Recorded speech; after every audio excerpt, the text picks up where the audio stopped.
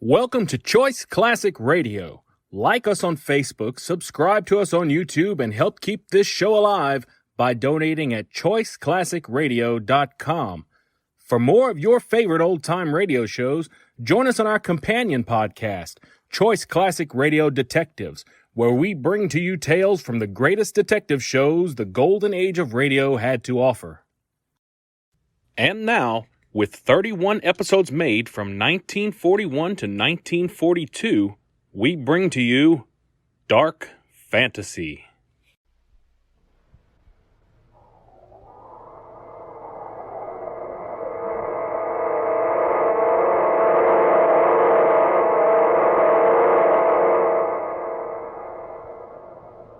Dark Fantasy.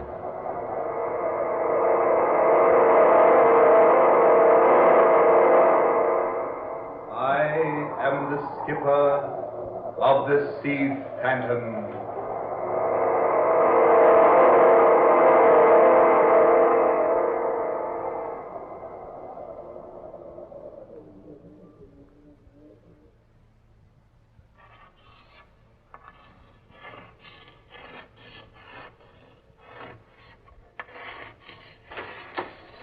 I say, sir, and what be you doing in the captain's cabin? Do you hear me, sir? What be you doing sitting there writing on the captain's slate? Oh, ignoring me, eh? Now, look here, you. This is Captain Strong's own cabin, and no one's got any business of sitting here writing. I say, you're not a member of this crew. Blow me down. Why, your face. Look at you. Why, you're not human. Captain! Captain Strong! Captain!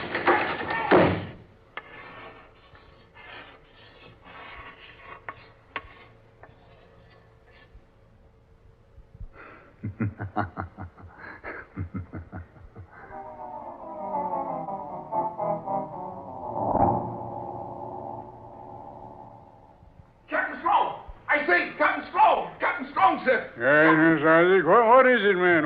What's all the rumpus? Begging your pardon, sir, but there's someone in your cabin, sir.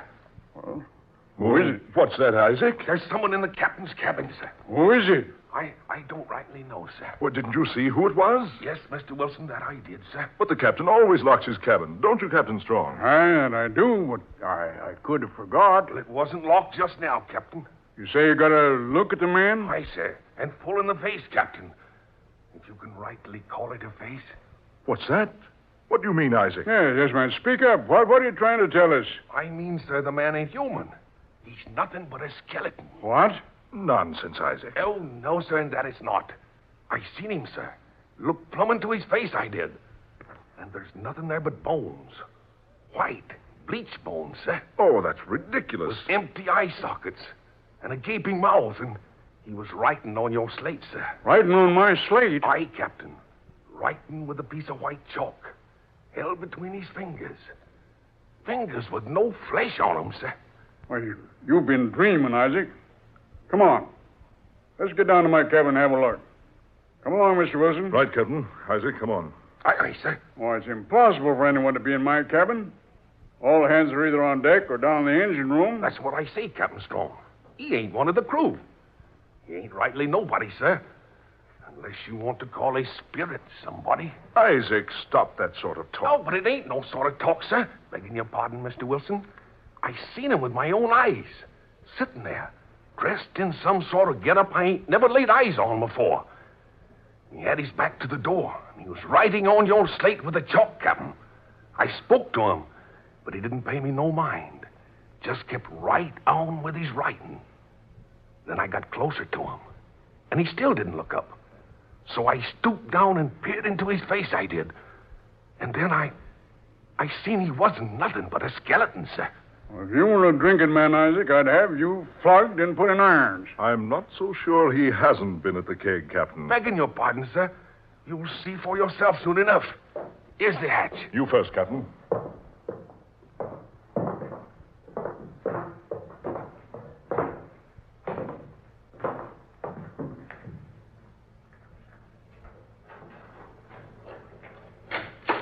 Just as I thought. Nobody here. Ah, cabin's empty. But I locked this door, Captain, so whoever it was couldn't get out. Well, you must have done that all right. I certainly unlocked it just now. You can see for yourself, Isaac, there's no one in here. No, nobody. And no way out except through that door. I say, Captain, have a look. Yes, Mr. Wilson, what is it? Your slate. There is writing on it. Eh? What's that? Well, here, let me see. Here. There, Captain Strong. You see, sir? That's not your writing, is it? No. No, it isn't my writing. Then one of the men must have been in here and wrote that. No, I don't think so. Because this writing is a style and a type that was used more than 200 years ago. What? Well, let's see. I say. That is strange writing. It's English, all right. Such a peculiar spelling and phrasing. Blimey, I can't read it at all. Isaac, Aye, Captain. now seeing this, I can't help but believe that you saw somebody sitting here in my cabin writing on my slate. But I won't be convinced that it was a skeleton. But I tell you, sir, It was your imagination, Isaac. Oh, no, sir, it wasn't no imagination. I said it was your imagination. You understand? Aye, sir. Now, I don't want you to open your mouth about this to the crew. You hear me? There's some explanation. I'm not going to have you stirring up the crew with this. They're all superstitious enough without that. Aye, sir. Those are orders, Isaac. I'll have you in irons if you breathe a word of this to the men. Aye, sir. That's all, Isaac. Aye, sir. Well, Captain Strong? What do you make of it, Wilson? Most extraordinary. I'm positive Isaac did see someone in this cabin. But surely not a fleshless creature. I don't know. Isaac is a sober, steady sort of person. But confounded man. He hasn't much imagination. Well, who ever heard of a skeleton aboard a ship, much less one that could write on a slate? Stranger things than that have happened at sea. You know that. Yeah, that I do. But I can't convince myself that what Isaac saw was really some fleshless creature without a brain or heart or eyes. Can you make out the writing on the slate? Yeah, I think so. Says, it is not correct, the information you have about the sea phantom. Change your course 6 degrees north, northeast, to location 26 degrees, 7 minutes longitude, 18 degrees, 9 minutes latitude. Jonathan Strange. Jonathan Strange. No, it can't be. He was the famous captain of the Spanish galleon, the Sea Phantom. The one we're hoping to locate. Yeah, he was. Jonathan Strange. Dead for 224 years. Lost in a gale in 1718. Yes. But not in the position this message on the slate directs us to. No, indeed. The Sea Phantom was supposed to have foundered at 20 degrees longitude. The message says 26 degrees and 7 minutes. Yes. Could this be a trick? A trick, Captain? Someone else who's heard of the immense treasure that went down with the Sea Phantom. Someone who's trying to steer us off our course. Get to the treasure themselves. I doubt that. What do you say you doubt it, Mr. Wilson? Well, sir, we've kept the entire expedition completely secret. Not even the crew know what we're up to. We've tried to keep the entire expedition a secret. I'm positive I haven't mentioned to anyone. Nor have I, Captain Strong. When I stumbled upon the information about the Sea Phantom, I knew there was an excellent opportunity to recover almost $1 million worth of gold. And naturally, I needed a boat. You were the first one I thought of. Neither of us would have had a reason for disclosing our knowledge about the treasure. That's just it. That's why I'm so inclined to believe Isaac was telling us the truth. About the thing without flesh, writing this message? Precisely. That's unbelievable. Even so, Captain, you must admit that a man who's been dead more than 200 years certainly wouldn't be much more than a skeleton. Isn't that right? You mean... good heavens. You mean this message was actually written by Jonathan Strange himself? I mean exactly that. I wonder. What about it, Captain? Do we change the course? I don't know. What's your advice? Normally, I'm not superstitious. But, well, what can we do? I've never believed in ghosts or spirits up to now. But that message on that slate certainly is convincing. Then you're in favor of following the instructions. Well, Mr. Wilson? Yes. Let's change the course and go to the spot the message mentions. If you're willing to take a chance, I certainly am.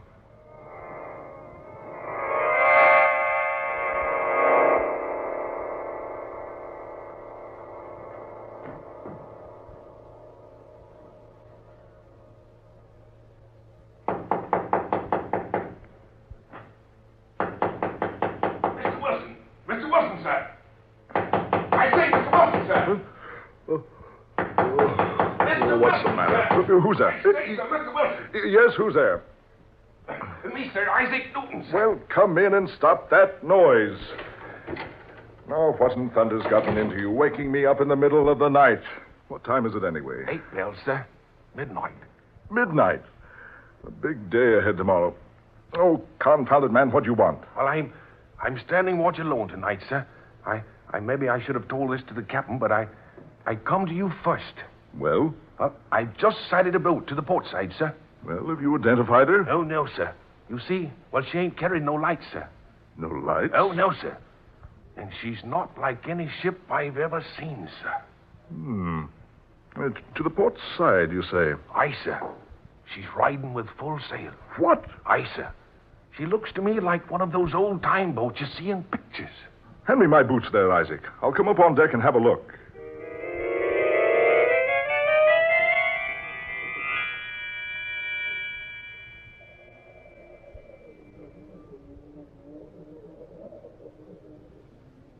There she blows, sir. You see? Not a sign of life aboard her, sir. And the moon's full tonight. Look, man, look. What, Mr. Wilson? That name on the bow. I can't see that far, sir. My eyes are... That name. The Sea Phantom. Sea Phantom, sir? Yes. No wonder she's carrying no lights. No wonder there's no one aboard. What do you mean, sir? Isaac, if you've never seen a ghost ship, take a look at that boat out there. Ghost ship? Yes. The Sea Phantom went down in these waters more than 200 years ago. Blow me down, sir. Are you having a joke with me, Mr. Wilson? No. No, this is no joke. That's a ghost ship, right enough. You watch. She'll be gone in a minute or two. Begging your pardon, sir. But that boat's real. Ghost ships always look real, Isaac. But look you, sir. She's close enough to see. She's within throwing distance, I do believe. Here. This belaying pin here, Mr. Wilson. I'll try to throw it aboard the Sea Phantom. Good. You watch. That pin will just go through thin air. We'll see, sir. Well, here it goes. Ah. There, sir. You hear that? She is real. But that boat's so old, she should have fallen apart years ago. And besides that, she's supposed to be at the bottom of the Atlantic. She looks old enough, all right, sir. But I don't understand what you mean about her supposed to be... Isaac. Aye, sir. Lower a boat. A boat, sir? Yes, confounded a boat. Lower one at once. Are we going aboard the Sea Phantom, Mr. Wilson? I am, yes. Now lower a boat to the port side and double quick about it.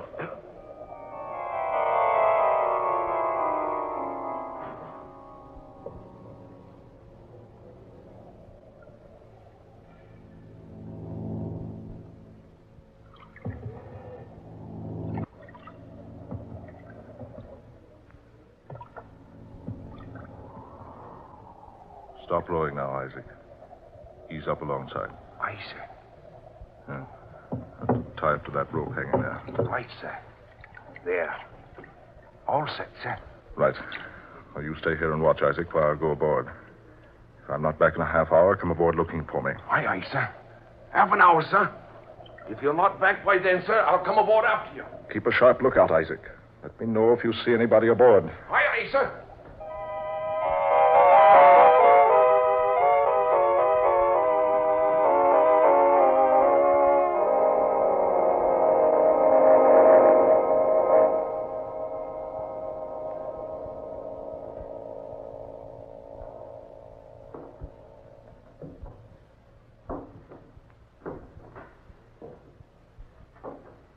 So quiet aboard. Can't even hear the wind. No sign of life. No sign of life having been here for score upon score of years. Rotting timbers. Sea-soaked deck. Twisted, tangled ropes. Empty kegs with rusted hoops and warped staves. Strips of time-worn sails. And canvas swaying on the masts. Everything so quiet. Quiet as though in reverence for the dead. Here. The hatch. Captain's quarters must be down here.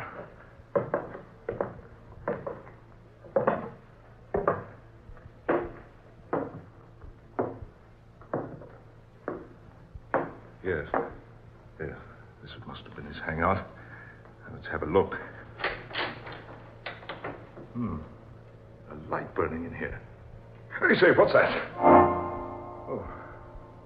Bones. An entire human skeleton slumped here in the corner of the cabin.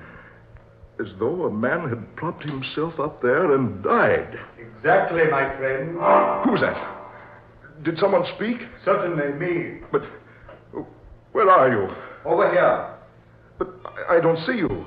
There's no one in this room but myself. Yourself and that gentleman slumped there in the corner. Who are you? My name is Jonathan Strange. Jonathan Strange. Why, you're the skipper of the Sea Phantom. That I am. Jonathan Strange, captain of the Sea Phantom, sailing with a cargo of gold for the Spanish ruler. But, why, your boat went down in a gale 200 years ago. So history says, yes. But men do not know everything. I don't understand. The Sea Phantom was no victim of a storm at sea. Oh, no, my friend. She was the victim of a cruel and vicious man. I still don't understand. Look here. You see the rusted iron ring there on the floor by your feet? Yes. Take hold of it and pull. The trap door to in my cabin. That's it. It may be difficult. Use your strength on it. A little more force now. Now, that's it. Fine. There. You see? Gold. Bar upon bar of solid gold. Yes, gold for the King of Spain. And chests of coins and jewels. One there for the Queen. But Jose would have them for his own. He intends to mutiny the crew and steal the treasures that have been entrusted to us. Who's this Jose? Jose Menel, a wicked and cold-hearted fiend. Even now, the crew is waiting for me to leave this cabin. They know they'll never enter here while life is in my body. But surely there's some escape. No, none. They think I remain here to starve to death. They're fools. They do not know that they're about to perish, like the rats they are. What do you mean? Don't you smell the smoke? Listen. You can hear the flames. Yes. Yes, I do. And they cannot escape in the boats, because I foresaw this mutiny and put the lifeboats out of commission. But can't you escape? No, of course not. For you to escape, you must make haste, my friend. How? The same way you entered here, of course.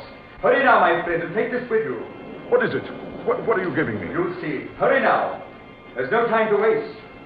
Soon the ship will be one mass of roaring flames, and none of us will be left alive. Can't I take you with me? Can't you make yourself apparent so I can see you and take you along? No, it doesn't matter. But let me warn you. With my life, I've protected the treasures of the king and queen. Throughout all eternity, I'll guard those treasures.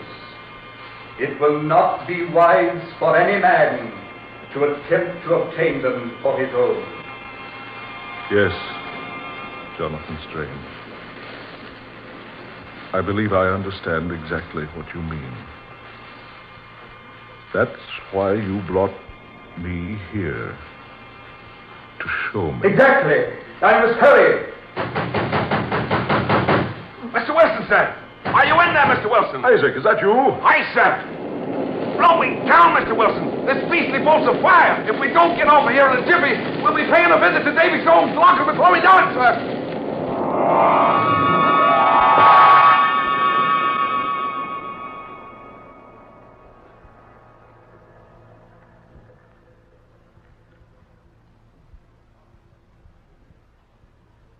And so, Captain Strong, that's exactly what happened.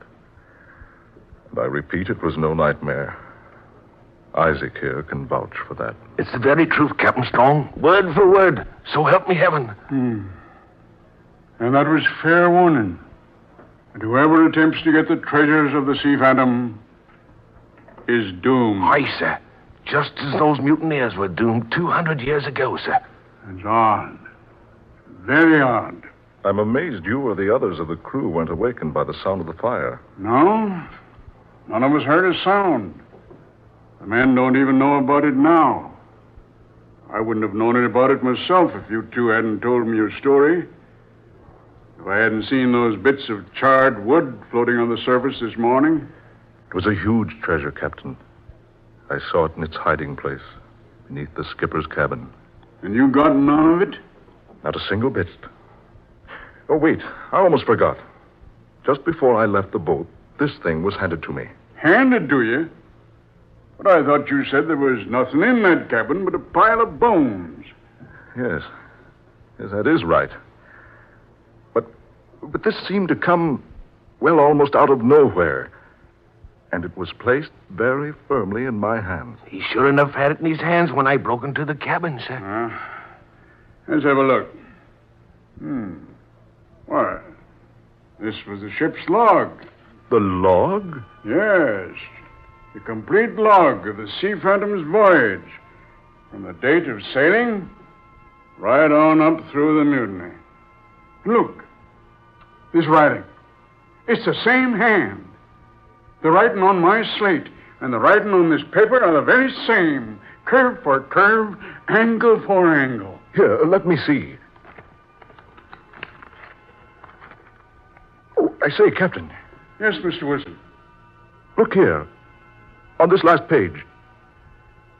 It reads, "Now that it has become my solemn duty to protect the treasures which have been entrusted to me, I will send the Sea Phantom to her ocean grave together with the treasure. This is my course as I see it. God assist me.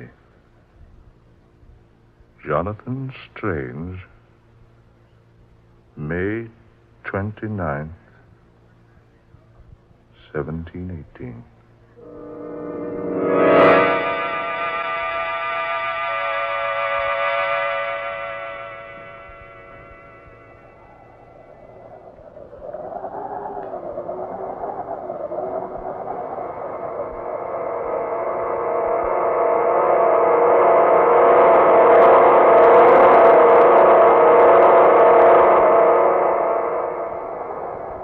Dark fantasy.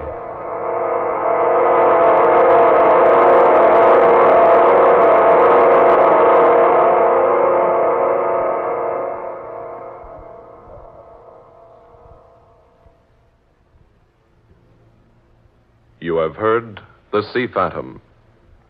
Tonight's tale of dark fantasy by Scott Bishop. Ben Morris was heard tonight as Mr. Wilson. Fred Wayne played Captain Strong. Muir Height was Isaac, and Garland Moss was Captain Jonathan Strange, skipper of the Sea Phantom. Next Friday at this time, we'll bring you another dark fantasy drama.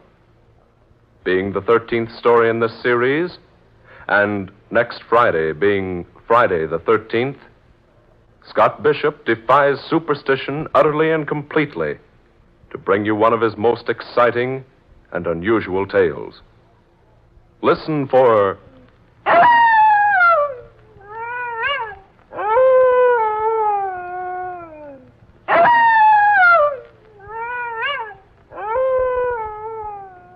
W is for werewolf.